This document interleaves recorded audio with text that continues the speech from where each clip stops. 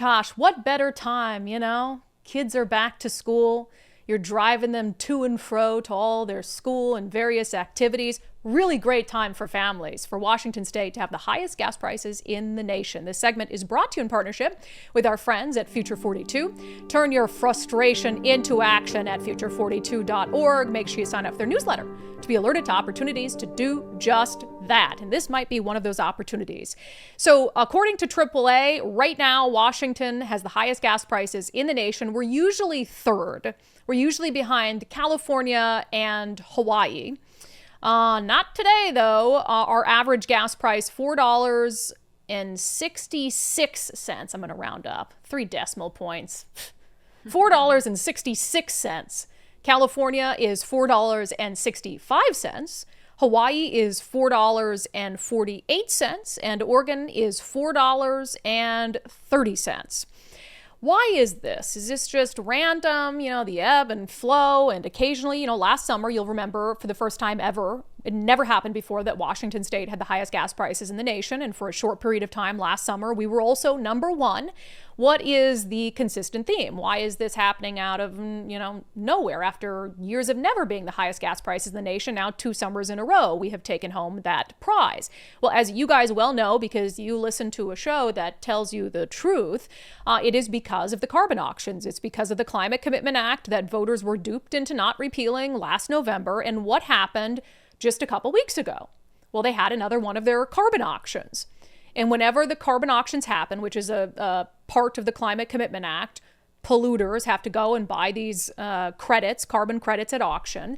And depending on the demand, the price of them can go very, very high. And then what happens? Well, the price gets passed along to you and I. This is from Center Square. Latest carbon auction raises $446 million as Washington experiences highest gas prices in the nation. So their most recent carbon auction brought in an estimated $446 million, according to results released by the Department of Ecology. The September 3rd auction sold its nearly 6.4 million allowances at a settlement price of $64.30. So what does that mean? Well, for that, we always rely on our friend Todd Myers with the Washington Policy Center, who predicted before the Climate Commitment Act actually went into effect a couple years ago, almost to the penny, how much the auctions would raise gas prices, while Governor Jay Inslee was saying, oh no, the CCA won't increase gas prices. That's just a right-wing talking point. So Todd Myers puts this into numbers we can understand, which is basically like, okay, the how much a metric ton of CO2 goes for in these auctions doesn't mean jack to us, to the layperson, but how does that translate into the cost per gallon? So he says Washington's CO2 tax jumped 10% in just 1 quarter to $64.30 per metric ton of CO2.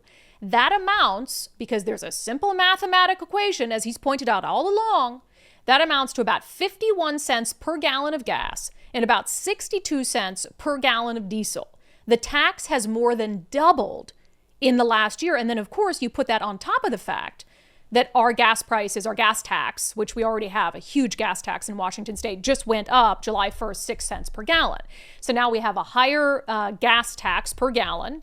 And in the last year, the cost associated at the gas pump with the Climate Commitment Act has more than doubled.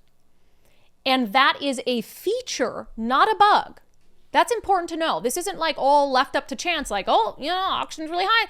That is a feature, not a bug. Remember, this will get worse and worse and worse every year because it's designed to get worse every year. And that's what they wanted to hide from you. And Jay Inslee, oh, this won't raise gas prices. It was designed to raise gas prices. As the years go on, they will sell fewer carbon credits at auction because their goal is to reduce CO2 emission.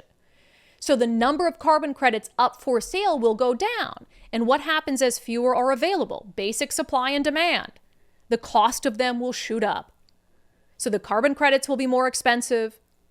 And then what happens? Your gas is more expensive. Your groceries are more expensive as a result. The cost of heating your home is more expensive. So that's a feature, not a bug. And really the only way to fix it, in my opinion, I know Todd Myers thinks there might be some things that Governor Ferguson could do to sort of alleviate some of this. I don't believe he'll do that. So to me, the only option is a repeal of the CCA. And I don't know if Let's Go Washington or someone else is willing to give it another try.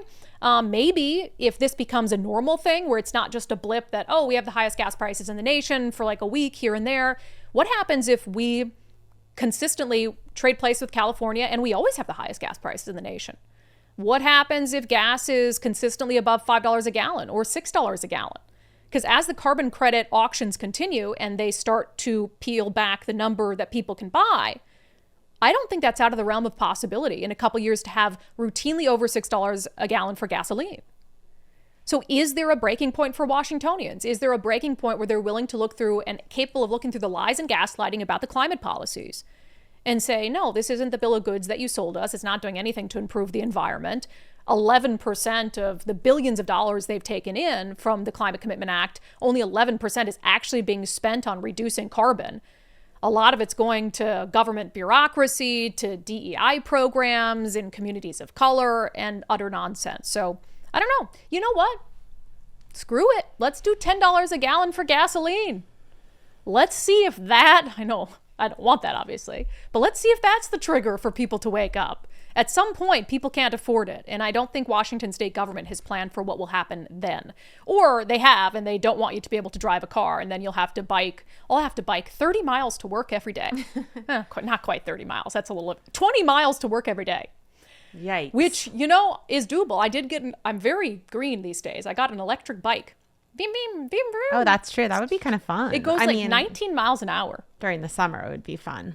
During the winter, maybe not. Yeah, not so much. Not so much. But they don't care. They don't care what you're going to do when gas is too high to afford. They genuinely do not care. Remember when they were giving us all those credit? Like, oh, don't worry, we'll take care of your energy bill. Just this one time before the election. Right. And we'll tell you that it was paid for with money from the Climate Commitment Act. It literally bribed people into voting to keep it.